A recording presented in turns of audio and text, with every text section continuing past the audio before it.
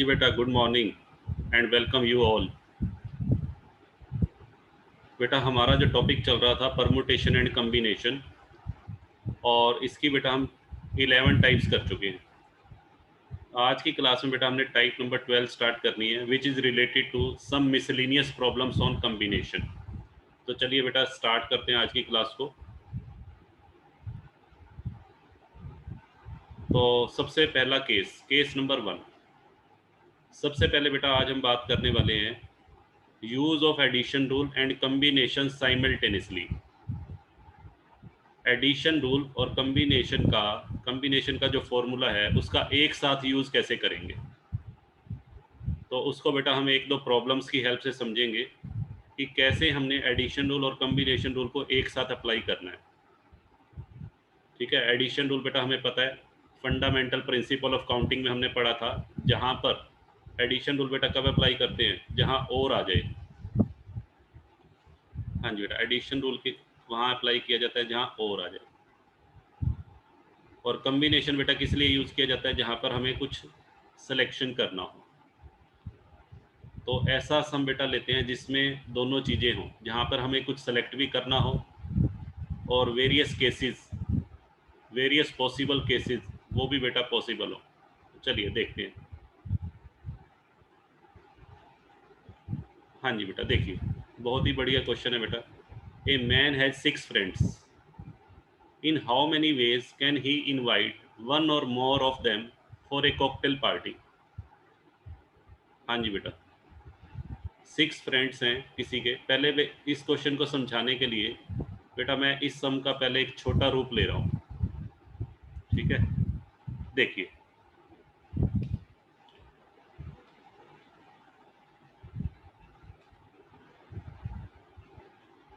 हाँ जी बेटा, सपोज कीजिए किसी पर्सन के 3 फ्रेंड्स हैं।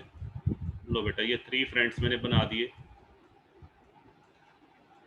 हाँ जी बेटा, एक तो है चुन्नू, एक बेटा मुन्नू और एक रुन्नू।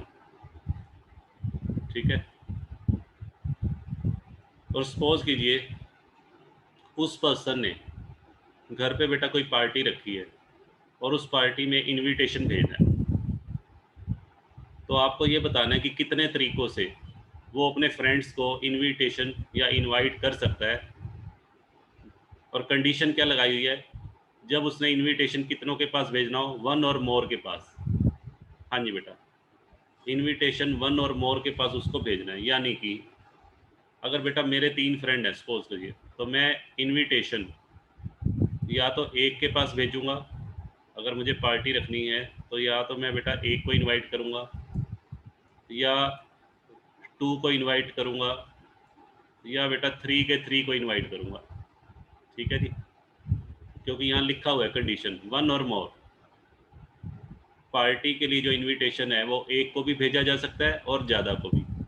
तो 1 फ्रेंड को अगर इनवाइट करना हो, अगर 2 फ्रेंड्स को इनवाइट करना हो, और बेटा तीनों के तीनों को इनवाइट करना हो, तो चलिए देखते हैं कितने पॉसिबल केसेस बेटा बनेंगे। पहले मैं ये बात करता हूँ कि अगर मुझे एक फ्रेंड को इनवाइट करना है, एक फ्रेंड को बेटा इनवाइट करना है, तो मेरे पास 3 ऑप्शन है। या तो मैं चुन्नू को इनवाइट करूँगा या मुन्नू को या बेटा रुन्नू को। तो यहाँ मेरे पास कितने ऑप्शन हुए, यहाँ बेटा मेरे पास 3 ऑप्शन है। अगर मुझे 2 फ्रेंड्स को इनवाइट करना हो, तो बेटा या तो मैं चुन्नू और मुन्नू को, या फिर चुन्नू और रुन्नू को, और या बेटा मुन्नू और रुन्नू को इनवाइट करूँगा। तो यहाँ भी बेटा मेरे पास कितने वेज हैं, 3।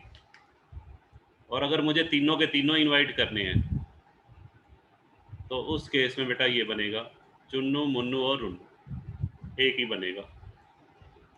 तो टोटल मिला के बेटा मेरे पास कितने वेज हो गए बताइए।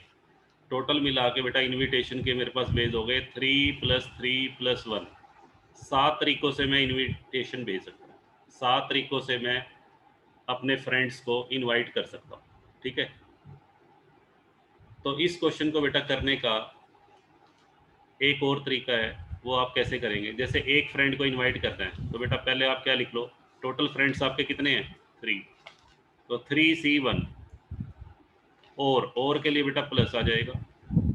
अगर 2 फ्रेंड्स को इनवाइट करना हो, 3C2, और बेटा अगर तीनों के तीनों को इनवाइट करना हो, 3C3। इन तीनों की वैल्यू बेटा कैलकुलेट कर लीजिएगा, 7 आंसर आ जाएगा। ठीक है जी। तो इसी तरीके से बेटा हमारा ये सम है। अब इस सम पे आ जाइए। यहाँ तो बेटा मैंने आपको सारे केसेस बना के दिखा दिए थे, 7 केसेस, बट ये अगर नंबर ऑफ फ्रेंड्स आपके ज़्यादा हों तो ये बेटा प्रैक्टिकली पॉसिबल नहीं होगा कि मैं आपको सारे केसेस बना के दिखाऊं। तो यहाँ पर अब बेटा देखिए, इस सम में बात करते हैं। यहाँ पर कितने फ्रेंड्स हैं बेटा? 6 फ्रेंड्स, और कंडीशन वही है, 1 और मोर ऑफ 6, 1 और more of them for a cocktail party. तो यहाँ बेटा आंसर कैसे निकालेंगे? सबसे पहले आप बेटा ये लिखेंगे, the man can invite. Man के पास बेटा कितने ऑप्शन है? या तो वो एक फ्रेंड को इनवाइट करे, या 2 को इनवाइट करे, या 3, या 4, या 5 और 6। ठीक है, तो पहले हम लेते हैं, अगर वो एक फ्रेंड को इनवाइट करता है, हाँ जी बेटा, तो number of ways of selecting, number of ways of selection या सिलेक्टिंग 1 आउट ऑफ 6, तो 6C1।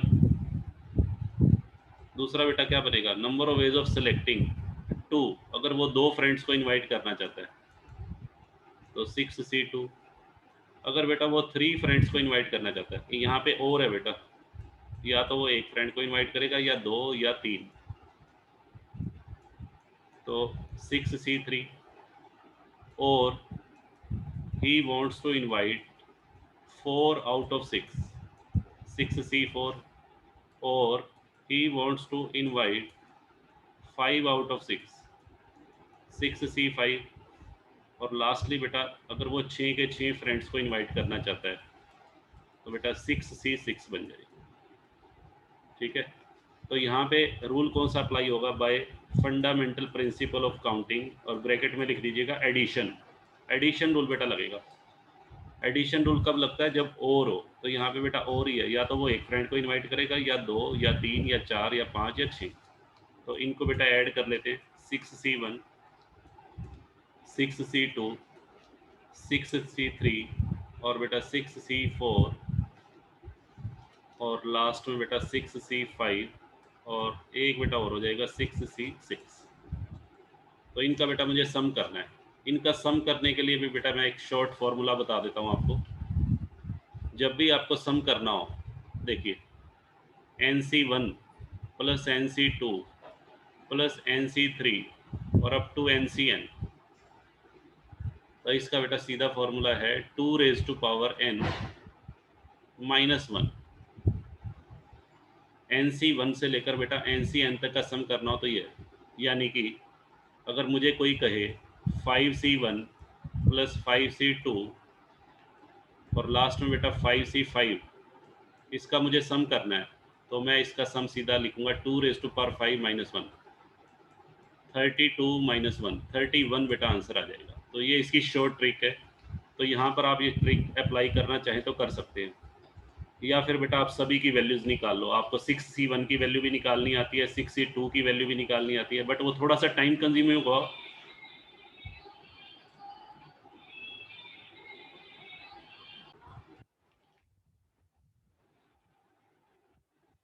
हाँ जी बेटा, तो ये फॉर्मूला मैंने लगाया 2⁻6 -1। 2⁻6 बेटा होता है 64। 63 बेटा हमारा फाइनल आंसर आ जाएगा। बताइए, क्लियर है? चलिए आगे मूव करते हैं।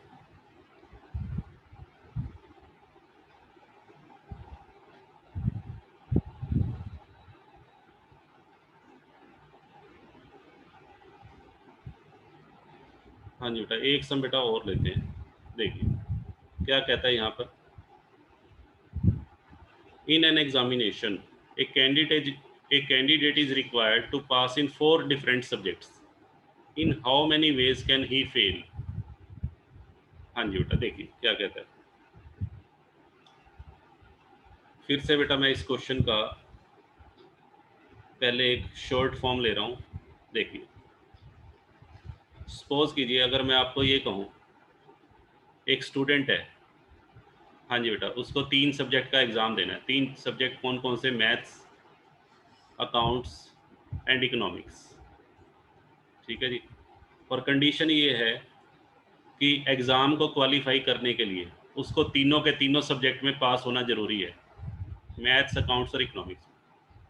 तो पास होने का तो बेटा एक ही तरीका है, भाई तीनों में पास हो जाएगा। अब फेल होने के कितने तरीके हैं, हमारे से पूछा क्या है, ये बताओ कि वो स्टूडेंट कितने तरीक़ों से फेल हो सकता है। हाँ जी बेटा, तो फेल होने के बेटा तरीके क्या हैं? अगर मान लीजिए वो एक सब्जेक्ट में फेल होना चाहता है, या फिर वो 2 सब्जेक्ट में फेल होना चाहता है, या बेटा तीनों सब्जेक्ट में फेल होना चाहता है। ठीक है जी। अगर बेटा वो एक सब्जेक्ट में मान लीजिए मैथ में फेल हो जाता है, तो उसका एग्ज़ाम क्वालिफाई नहीं होगा। अगर बेटा वो किस में फेल हो जाता है, अकाउंट्स में, तो भी क्वालिफाई नहीं होगा।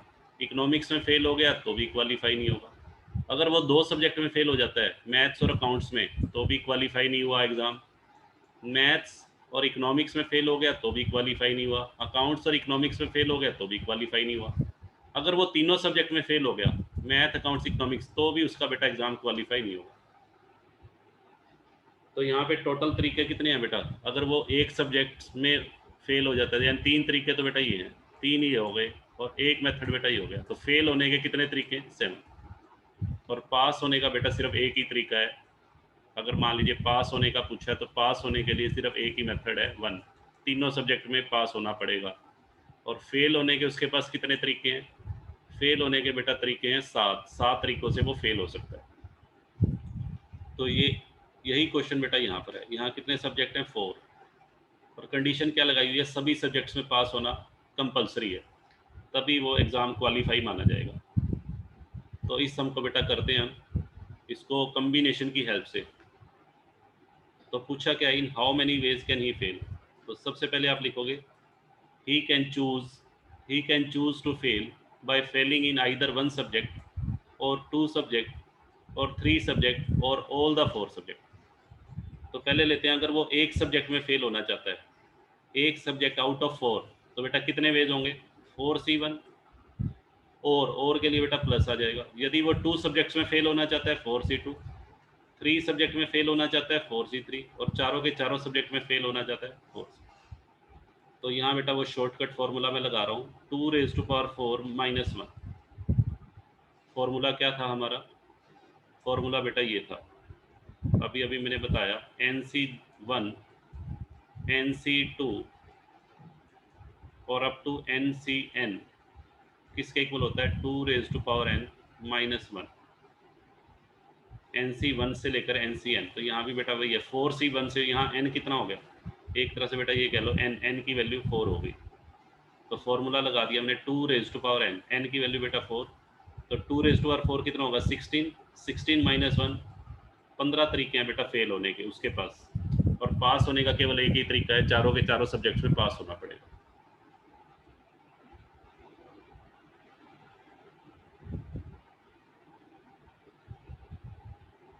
हाँ जी बेटा। अब नेक्स्ट केस है बेटा, जब हमें परमुटेशन और कम्बिनेशन दोनों का इस्तेमाल एक साथ करना हो।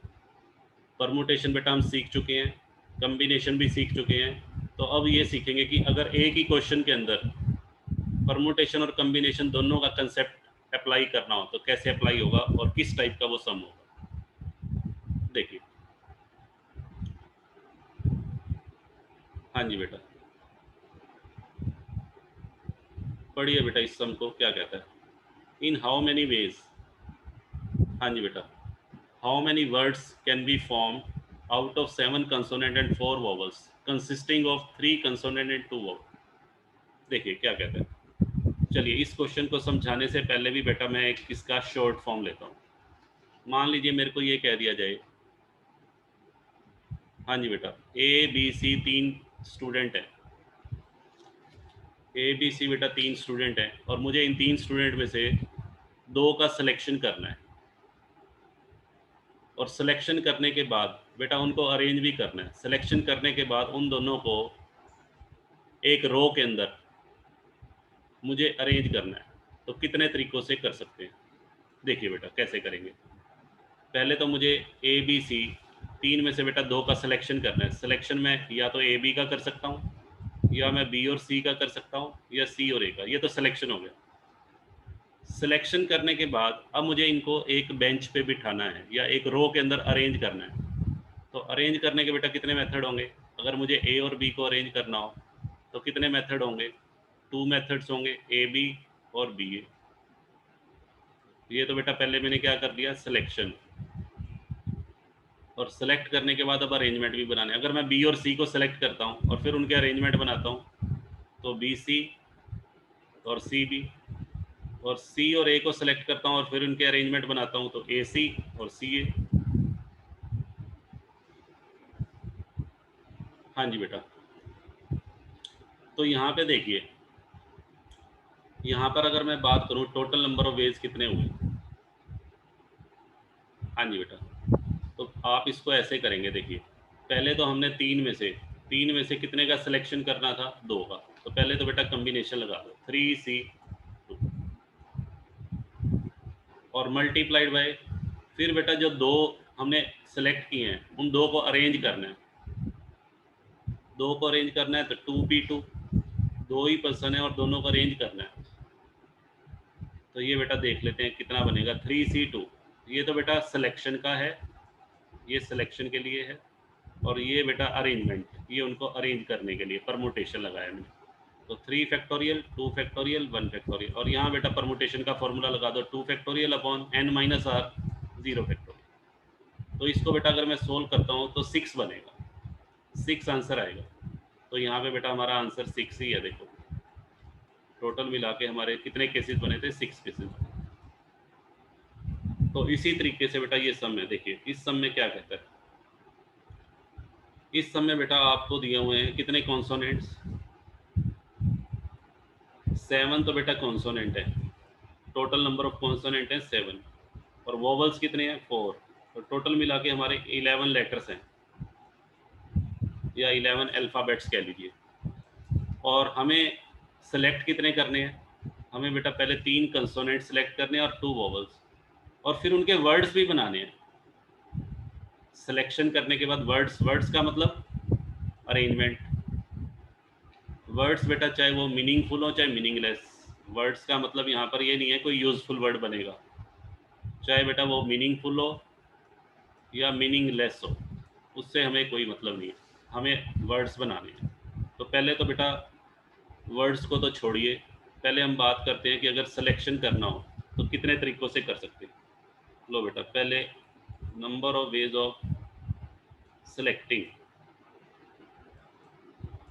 कैसे करेंगे बेटा। देखो 7 कॉन्सोनेंट है और चाहिए कितने? 3। 7 में से 3 मल्टीप्लाइड बाय 4 वोवल, और हमें चाहिए कितने? 2। तो पहले बेटा इसको कैलकुलेट कर लेते हैं। इसकी वैल्यू तो आएगी 35, और इसको बेटा मैंने कैलकुलेट कर लिया, ये 6 आएगा। तो 35 इंटू 6 210। ये तो बेटा हो गया सिलेक्शन के वेज। अब सेलेक्ट करने के बाद बेटा उनके अरेंजमेंट भी तो बनाने हैं, वर्ड्स भी तो बनाने हैं। तो टोटल कितने लेटर्स हैं जो हमने सेलेक्ट किए हैं? टोटल लेटर्स बेटा हमने सेलेक्ट किए 3 तो कॉन्सोनेंट और 2 वोवल्स, 5 लेटर्स बेटा हमने सेलेक्ट कर लिए। अब इन 5 लेटर्स के वर्ड बनाने हैं। तो फिर ये देखना है कि वर्ड बनाते समय कोई कंडीशन तो नहीं लगाई। कई बार कंडीशन लगाता है वोवल्स इकट्ठे आने चाहिए या वोवल्स इकट्ठे नहीं आने चाहिए, इस तरह की कोई कंडीशन नहीं है। तो इसका मतलब हमें 5 लेटर जो हैं उनको जैसे मर्जी अरेंज करें, तो हमें उनके अरेंजमेंट बनाने हैं। तो यहाँ बेटा मैं लिख देता हूँ number of arrangements 5P5। 5P5 का मतलब बेटा 5 फैक्टोरियल ओवर 0 फैक्टोरियल, तो ये बेटा बनेंगे 120। लो बेटा, तो by fundamental principle of counting total ways, total बेटा कितने तरीके होंगे? पहले तो हमने सेलेक्ट किया, सिलेक्शन के 210 और फिर अरेंजमेंट बनाने के 120। इसको बेटा कैलकुलेट करेंगे, ये 25,200 आ जाएगा। ये बेटा हमारा फाइनल आंसर होगा। बताइए क्लियर है?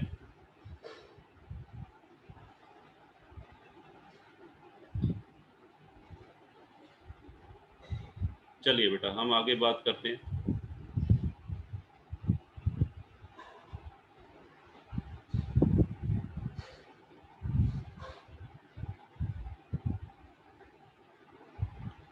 हाँ जी बेटा, केस नंबर 3 या टाइप नंबर बेटा 3 कह लीजिए, आज की टाइप 3 है ये।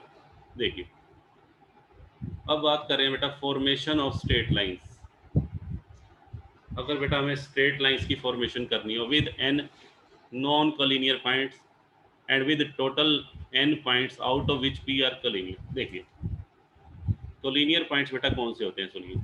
कोलिनियर पॉइंट्स का मतलब नॉन कोलिनियर, पहले नॉन कोलिनियर की बेटा बात करें। नॉन कोलिनियर का मतलब जो पॉइंट एक स्ट्रेट लाइन में लाई ना करे, do not lie in a straight line. देखिए जैसे यहाँ पे देखिए ये एक पॉइंट बेटा ये और एक पॉइंट ये बेटा नॉन कोलिनियर पॉइंट्स हैं। ये 3 पॉइंट मैंने प्लॉट किए, ये कैसे हैं, नॉन कोलिनियर। एक बेटा ये देखो, तो यहाँ पर मैंने 4 पॉइंट्स प्लॉट किए हैं और 4 में से बेटा 3 कोलिनियर हैं। ठीक है जी, 4 में से बेटा 3 कोलिनियर हैं। कोलिनियर का मतलब जो एक ही लाइन है, जिनको मैं ज्वाइन करूं तो एक ही लाइन के अंदर बेटा वो तीनों हैं। तो हमें ये बताना है कि कितनी स्ट्रेट लाइन बना सकते हैं। लो बेटा पहले बात करते हैं नॉन कोलिनियर पॉइंट्स। यहाँ पे फर्स्ट केस की अगर मैं बात करूँ तो यहाँ बेटा मेरे पास कितने पॉइंट्स हैं, 3, नंबर ऑफ पॉइंट्स हैं 3। तो इन 3 पॉइंट्स को ज्वाइन करके कितनी लाइनें बना सकते हैं। एक स्ट्रेट लाइन बनाने के लिए बेटा कितने पॉइंट्स का होना जरूरी है। एक स्ट्रेट लाइन बनाने के लिए हमें कितने पॉइंट्स की जरूरत पड़ती है, 2 पॉइंट्स की। तो मिला देते हैं बेटा, एक बार ए और बी को ज्वाइन कर दो, एक बार ए और सी को ज्वाइन कर दो, और एक बार बेटा बी और सी को। तो कितनी लाइनें बनी, हाँ जी बेटा कितनी स्ट्रेट लाइंस बनी, 3 स्ट्रेट लाइंस बनी। तो इसको कैलकुलेट करने के लिए फॉर्मूला है, टोटल नंबर ऑफ पॉइंट्स बेटा कितने थे, ये हमारे टोटल पॉइंट्स हैं। तो आप सीधा क्या करो, एक पॉइंट को बनाने के लिए बेटा कितने पॉइंट्स चाहिए, 2। तो 3c2, तो 3 फैक्टोरियल अपॉन 2 फैक्टोरियल 1 फैक्टोरियल। तो कैलकुलेट करेंगे बेटा 3 आंसर आ जाएगा। ठीक है जी। अब बात करते हैं अगर हमारे पास टोटल पॉइंट बेटा कितने हैं। ये तो बेटा हो गया केस 1, जब कोई भी पॉइंट कोलिनियर नहीं था, केस 1। अब बेटा मैं ले रहा हूँ केस 2। केस 2 में बेटा कितने पॉइंट्स हैं टोटल, टोटल पॉइंट्स हैं 4। और 4 में बेटा कोलिनियर पॉइंट कितने हैं, कोलिनियर पॉइंट को मैं P से डिनोट कर रहा हूँ 3 पॉइंट बेटा कोलिनियर हैं जो एक ही लाइन में लाई कर रहे हैं। तो इस केस में अगर मैं आपसे बात करूं कि कितनी स्ट्रेट लाइन बन सकती हैं, तो बेटा बना के देखते हैं एक बार। ये बेटा एक लाइन, एक बेटा ये हो गई 2, एक बेटा ये हो गई 3, और एक बेटा ये हो गई 4। यहाँ पर बेटा 4 स्ट्रेट लाइन बनी है। ठीक है जी। और देखिए और कोई बन रही है, नहीं बन रही। तो इसका बेटा एक फॉर्मूला है। यहाँ तो मैंने थोड़े से ही पॉइंट लिए, तो बेटा मैं इजीली आपको बना के दिखा दिया। आंसर कितना आ रहा है, 4 स्ट्रेट लाइन। बट इसका फॉर्मूला है, उस फॉर्मूले से हम करेंगे। जैसे फर्स्ट केस में नॉन कोलिनियर पॉइंट्स के लिए बेटा क्या फॉर्मूला बन गया, नॉन कोलिनियर पॉइंट के लिए बेटा ये फॉर्मूला है NC2। ठीक है जी। केस 2 में क्या है, टोटल पॉइंट्स, ये बेटा टोटल पॉइंट्स हैं, और ये कौन से पॉइंट हैं, कोलिनियर पॉइंट्स। तो यहाँ फॉर्मूला बेटा क्या लगेगा, कोलिनियर पॉइंट को मैंने P से डिनोट किया है। तो यहाँ फॉर्मूला बेटा ये है NC2 माइनस PC2 प्लस 1। ये बेटा फॉर्मूला लगाना है, इस फॉर्मूले से आंसर आ जाएगा। देखिए इस सम पे लगाते हैं, ये n कितना है 4, 4c2, कोलिनियर पॉइंट बेटा 3, 3c2 प्लस 1।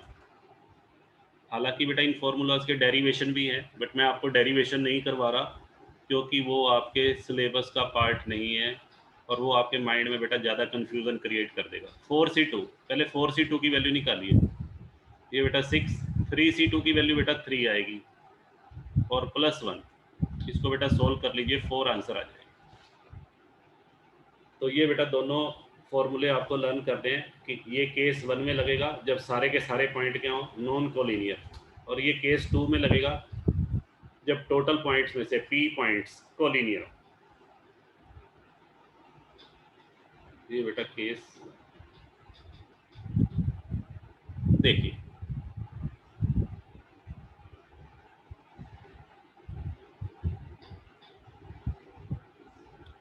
हाँ जी बेटा, इस सम को पढ़िए। इस सम में क्या कहता है, एक सर्कल है बेटा, उसके ऊपर 4 पॉइंट्स हैं। लो जी, पहले बेटा सर्कल ड्रॉ कर लें हम। लो बेटा, सर्कल मैंने ड्रॉ कर लिया जी। हाँ जी बेटा, इस सर्कल के ऊपर कहता है 4 पॉइंट्स हैं। लो बेटा 4 पॉइंट्स, एक पॉइंट ए, एक पॉइंट बेटा मैंने लिख दिया बी, एक पॉइंट बेटा मैंने लिख दिया यहाँ पर, ले लिया सी, कहीं भी ले लो बेटा, और एक ले लिया डी।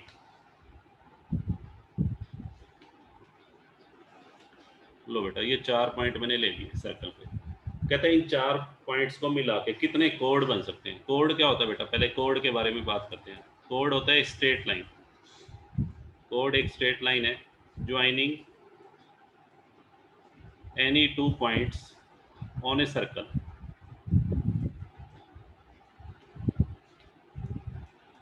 हाँ जी, तो सर्कल के ऊपर कोई भी 2 पॉइंट को जब हम ज्वाइन करते हैं तो उसे कोड बोलते हैं। अब ध्यान से सुनिएगा, सर्कल के ऊपर जितने भी बेटा पॉइंट्स होते हैं, पहली बात वो सारे के सारे कैसे होंगे, नॉन कोलिनियर। तो इनको अगर मैं मिला के पूछूं आपसे कितनी लाइनें बन सकती हैं।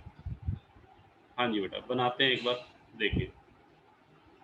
लो बेटा, मैंने इसको ज्वाइन कर दिया, पहली स्ट्रेट लाइन, एक कोड हो गया। एक बेटा मैंने इसको बना मिला दिया ए और डी को।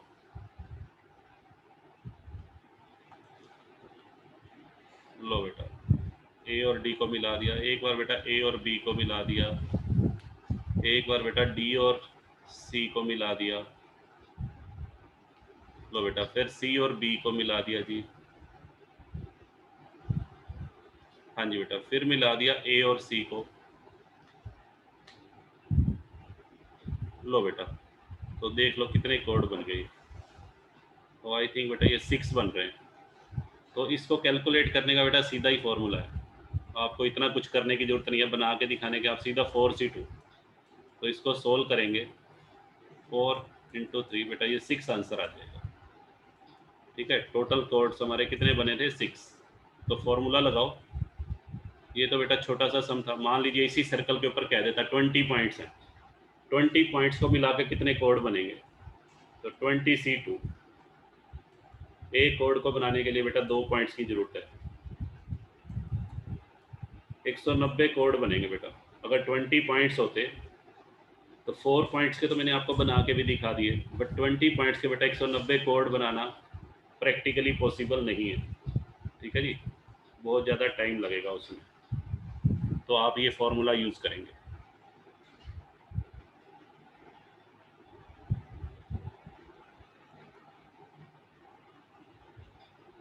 अब बेटा बात करते हैं number of diagonals of A polygon.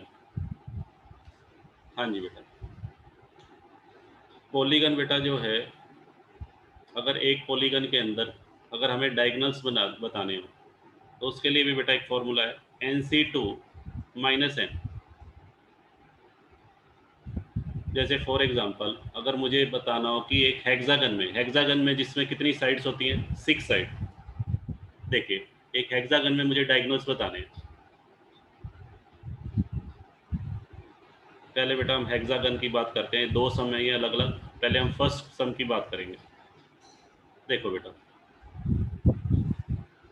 इसमें जो आपको 2 फिगर्स दिखाई दे रही हैं, ध्यान से सुनिएगा। जो पहली फिगर है बेटा, उसमें बताओ, ये तो आपका हेक्सागन है। ये क्या है, हेक्सागन। हेक्सागन किसको बोलते हैं, जिसमें 6 साइड्स हो।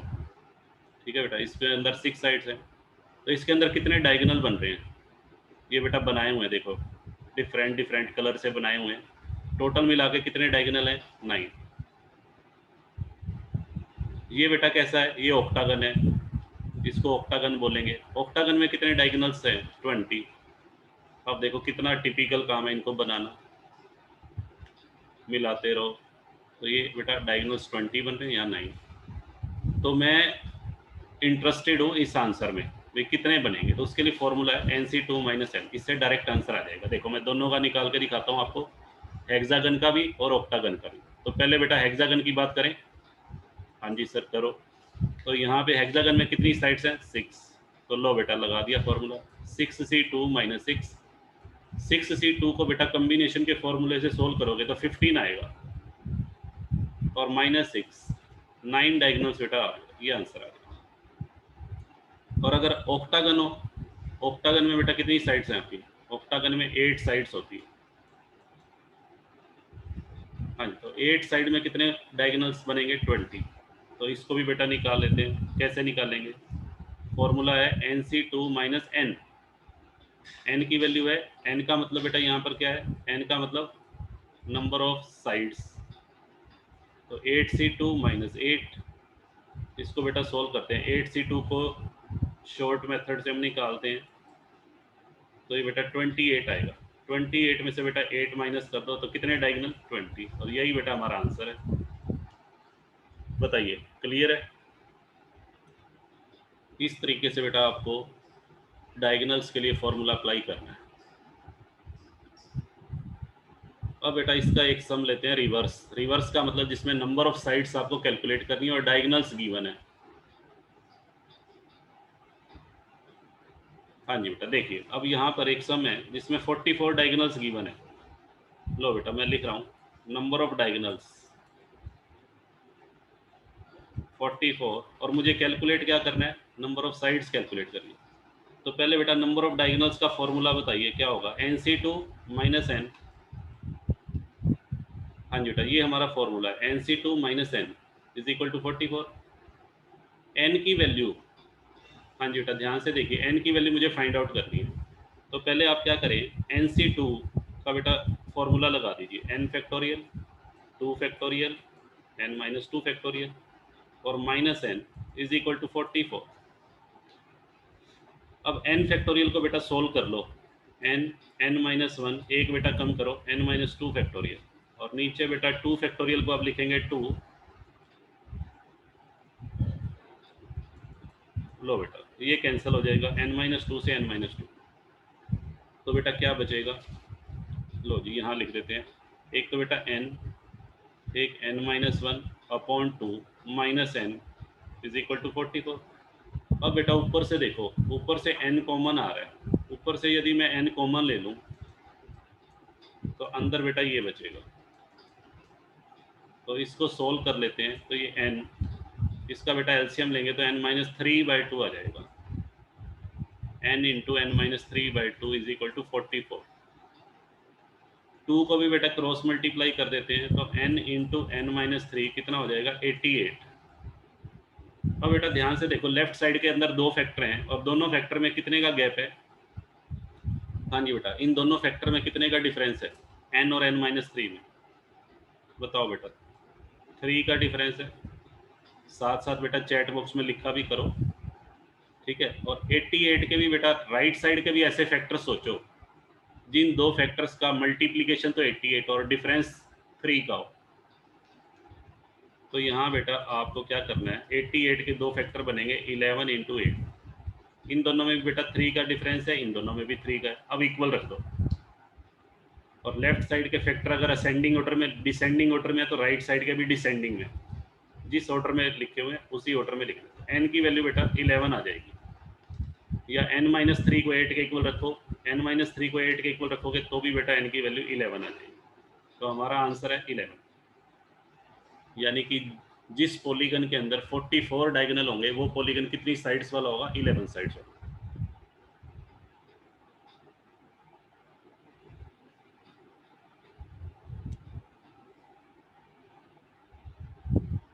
हाँ जी बेटा अब बात करते हैं नंबर ऑफ ट्रायंगल्स की। हाँ जी बेटा ट्रायंगल्स के केस में पहली बात तो मुझे ये बताओ बेटा, ट्रायंगल बनाने के लिए कितने पॉइंट्स को ज्वाइन करना पड़ता है? 3 पॉइंट्स को।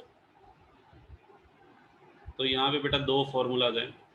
पहला case when all the points, all the n points में मान लेता हूँ टोटल है, आर नॉन कोलिनियर। अगर सारे के सारे पॉइंट नॉन कोलिनियर हो, और दूसरा case when out of n points p are collinear.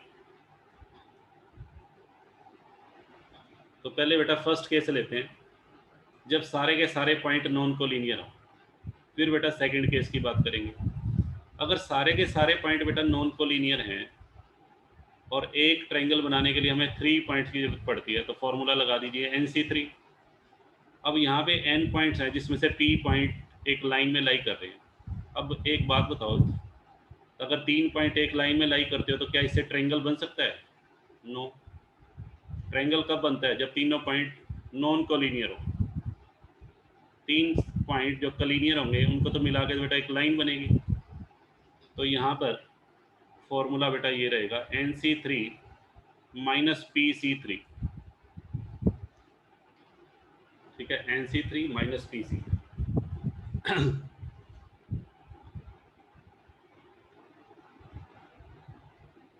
हाँ जी बेटा, देखिए कैसे करेंगे, इन दोनों फॉर्मूलाज को कैसे अप्लाई करना है। तो एक सम बेटा लेते हैं। लो बेटा, ये आपकी बुक का सम है। एक ट्रायंगल, हाँ जी बेटा, 12 पॉइंट्स हैं जिसमें से 7 सेम लाइन पे हैं। तो आपको ये बताना है कितनी स्ट्रेट लाइन बन सकती है। तो यहाँ बेटा मैं लिख रहा हूँ n की वैल्यू 12 और p बेटा 7 है, और हमें बताना क्या है, हाउ मेनी ट्रायंगल्स। तो ट्रायंगल्स बेटा बताने हैं कितने ट्रायंगल्स बनेंगे। देखिए फॉर्मूला बेटा मैंने अभी बताया NC3 माइनस PC3। तो यहाँ बेटा 12C3 माइनस 7C3। तो इसको बेटा सोल्व कर लीजिए। 12C3 को बेटा सोल्व करेंगे 12 इंटू 11 इंटू 10 अपॉन 6, और 7C3 को सोल्व करेंगे अपॉन 3 फैक्टोरियल, यानी ये बेटा कैंसिल हो गया, और 6 ये बेटा बनेगा 220 माइनस 35। इसको बेटा सोल्व कर लीजिएगा, ये कैलकुलेशंस तो आप इजीली कर लोगे। 185 हमारा आंसर हो जाएगा। हाँ जी बेटा, 185 ट्रायंगल बन सकते हैं अगर टोटल 12 पॉइंट्स हों और जिसमें 7 क्या हों, कोलिनियर। हाँ जी बेटा, अगर मैं बात करूं कि एक हेक्सागन में, ये बेटा हेक्सागन है जिसमें कितनी साइड है, 6, इसमें कितने ट्रायंगल बनेंगे? पहले हमने बात की थी लाइनें, स्ट्रेट लाइन कितनी बनेंगी, कितने डायगोनल बनेंगे। पहले पहले हम चर्चा कर रहे थे डायगोनल कितने बनेंगे। अब बात कर रहे हैं कि अगर एक हेक्सागन के अंदर हमें ट्रायंगल देखने हो तो ट्रायंगल कितने बनेंगे। तो हेक्सागन में बेटा कोलिनियर पॉइंट्स तो होंगे नहीं, सारे के सारे पॉइंट क्या हैं, नॉन कोलिनियर। कोलिनियर तो ये होते हैं जब तीनों पॉइंट, 3 या 3 से ज़्यादा पॉइंट एक लाइन में। 2 पॉइंट के लिए बेटा हम कभी भी कोलिनियर नॉन कोलिनियर नहीं देखते, 2 पॉइंट्स तो कहीं भी ड्रॉ कर लो। कोलिनियर का जो कंसेप्ट है उसके लिए कितने पॉइंट्स होने चाहिए, 3 पॉइंट जब एक ही लाइन में लाई करें तो हम बात करते हैं 3 या 3 से ज़्यादा। तो बेटा हमें देखना पड़ेगा यहाँ हेक्सागन में सारे पॉइंट क्या हैं, 6 पॉइंट हैं। देखो हेक्सागन में टोटल कितने पॉइंट्स हैं, ये बेटा 6 पॉइंट हो गए। 6 साइड होंगी तो 6 वर्टिसेस हो गए, इसको वर्टिसेस भी कह देते हैं। इन पॉइंट्स को क्या बोल देते हैं, वर्टिसेस। तो हेक्सागन में 6 वर्टिसेस हैं, तो इन 6 वर्टिसेस को मिला के कितने ट्रायंगल बन सकते हैं। तो बेटा ये फॉर्मूला लगेगा। फॉर्मूला बेटा यहाँ पे कौन सा लगेगा बताओ, ये वाला NC3। तो मैं लगा देता हूँ बेटा, देखो 6C3, 6C3 को बेटा सोल्व करोगे, 6 इंटू 5 इंटू 4, 3 2 1, 20 ट्रायंगल बेटा बनेंगे। ये जो ट्रायंगल बने हुए हैं देखिए, एक ट्रायंगल ये बना हुआ, देखो एक ट्रायंगल बेटा ये बना हुआ है, इसको काउंट कर लेना, ऐसे ऐसे मिला के ये 20 ट्रायंगल्स हैं ये टोटल। ठीक है, अगर मैं ऑक्टागन की बात करूँ, ऑक्टागन में कितने डायगोनल्स होंगे, तो यहाँ पे भी बेटा 8C3। ठीक है, तो यहाँ पे बनेगा 8 फैक्टोरियल, 3 फैक्टोरियल और 5 फैक्टोरियल। इसको बेटा सोल्व कर लेना, ये बेटा 56 आंसर आएगा। 56 ट्रायंगल बनेंगे ऑक्टागन में। ये बेटा जो फिगर है इसके अंदर 8 साइड्स हैं, इसको ऑक्टागन बोलते हैं, और जिसमें बेटा 6 हो उसको हेक्सा। चल